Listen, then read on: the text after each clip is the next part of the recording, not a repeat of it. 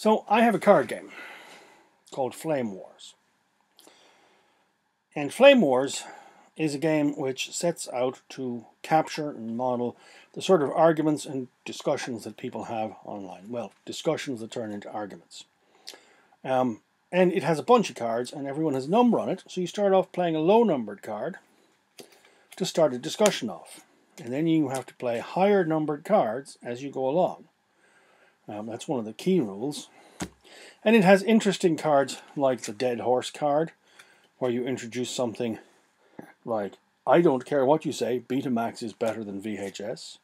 Or the Drunk Post. We've all done those in discussion forums. Or the use of statistics, where you bring in statistics. And so on. Flame bait. Sarcasm, which we try to avoid. Pop culture references like bronies. And then finally, of course, the thing that kills any discussion is Godwin's Law.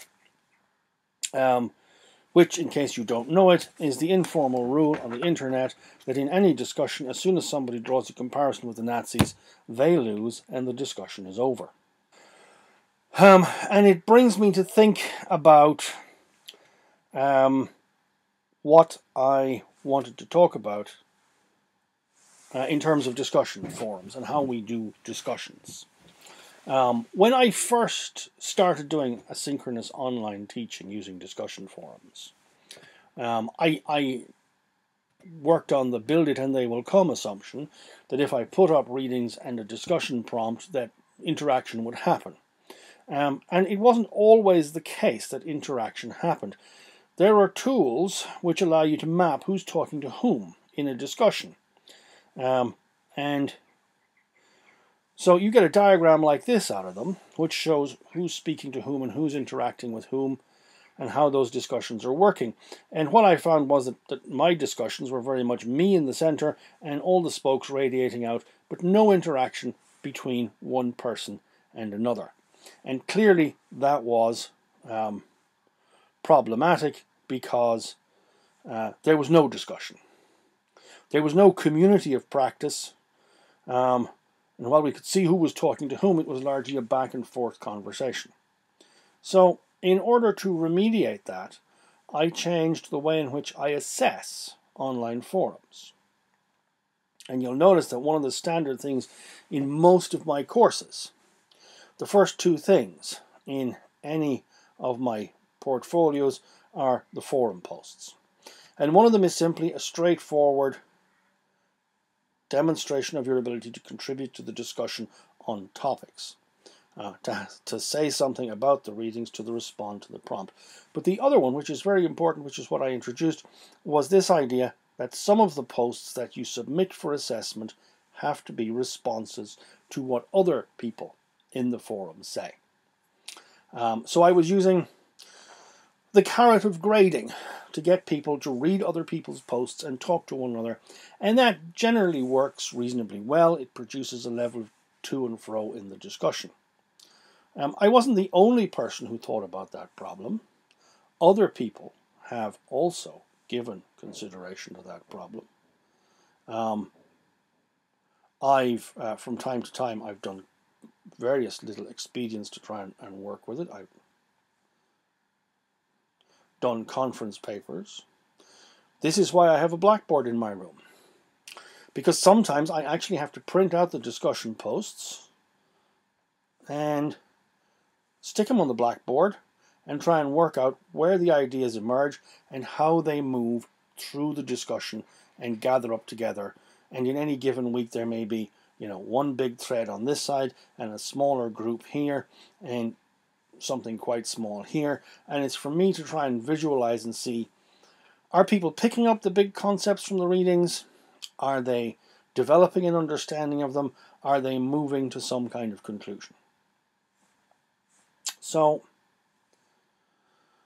there's a number of ways to make that happen, over and above simply introducing the requirement that you respond to other people's posts. I could very actively ride herd on the discussion, and I could do the whole one man and his dog thing of trying to herd people to the conclusion that I think people should get to. You would not realize how difficult it is when you're looking for an image to make a point to find an image of dogs herding sheep on the web that's not covered by copyright, because of course they're all tied up with one man and his dog. But you get the idea. So rather than trying to just do that implicitly behind the scenes, for the past number of years, what I've been doing in the first few weeks of terms is introducing a number of readings from other people about the problem. And this is one of two very good readings by Randy Garrison, Terry Anderson, and Walter Archer. Garrison and Anderson have been doing this for a long time. Back since the 1990s, when people first started using online discussions for teaching and learning. And this article describes their background in it and the research grants they got and how they developed what they call this community of inquiry framework. The community of inquiry framework has much more going on in it than just asynchronous discussion. It has the whole social presence. It has the role of the teacher, which they break into two, designing a course and then managing the delivery of it. And it also has cognitive presence, which is that part of the learning process where the learners, having established a community within a framework of material created by the teacher, are then actually getting involved in learning stuff. They point out, the whole article I'll put online, but there's a few things which are interesting and which plug into what we're doing. One, of course, are the references back to John Dewey, who is sort of the father of progressive education in the early 20th century, and who talked about the ideas of community of inquiry and the idea of reflection, and Dewey's belief that a community of inquiry was a social activity. I cannot underline those words sufficiently, that a community of inquiry is a social activity. And if there is no activity and there is no social, there is no community and there is no inquiry. It goes back to Socratic dialogue. You engage in discussion, you hammer ideas out, you beat them out in the forge of discussion, and in that way you achieve a deeper understanding of what's involved. And of course, when we talk about reflective practice, and particularly when we talk about blogging, Dewey comes up again and again. So I'm not going to talk too much about the other presences because they're not as important as the cognitive presence and the importance of critical thinking and this idea of practical inquiry, where they talk about this practical inquiry model, which is an elaboration of Dewey's model of reflective thought. And like all other philosophers of education, his reading is sometimes not the clearest, but it's worth going back and having a read of some of his stuff on education if you have time. But the interesting part from the point of view of discussions is this down here. This is what, from years of analyzing transcripts of discussions, this is what they believe are the important elements of an online discussion. The triggering event, exploration, integration, and resolution. These are the four phases that they've identified that they see as happening in a well-rounded discussion. And they've achieved that model by spending a lot of time analyzing transcripts of online discussions. There's a different model by Charlotte Gunawardena, which has 5 phases. It's not quite as memorable, so we'll make this our primary vehicle for thinking about discussion. But the 5 phases are more or less the same. So the other thing about this is, of course, that it's memorable. It's got trigger, exploration, integration, resolution. Tier. It's easy to remember. Generally speaking, I provide the trigger with the discussion prompt. And then in the responses, people explore it.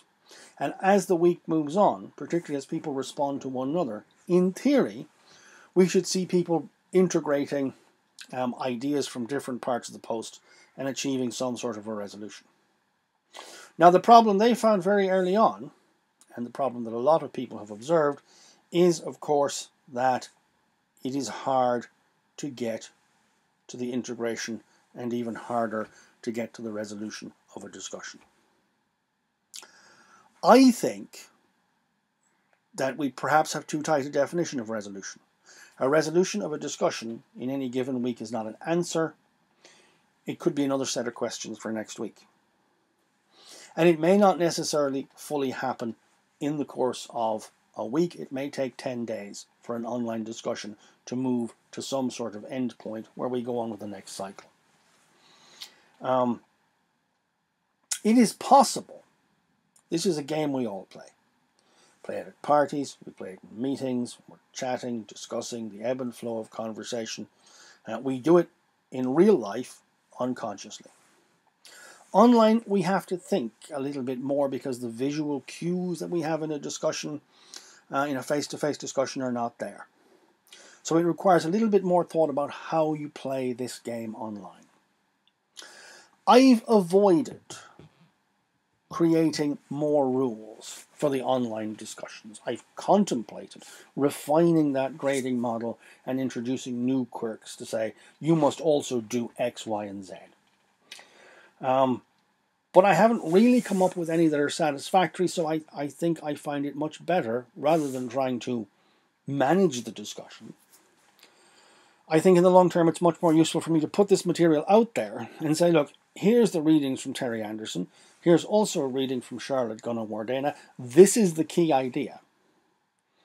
You don't need to read them to get this tier concept. And to simply leave it up to people to think. As we go through the online discussions, how do you play this game? How do you move the discussion along?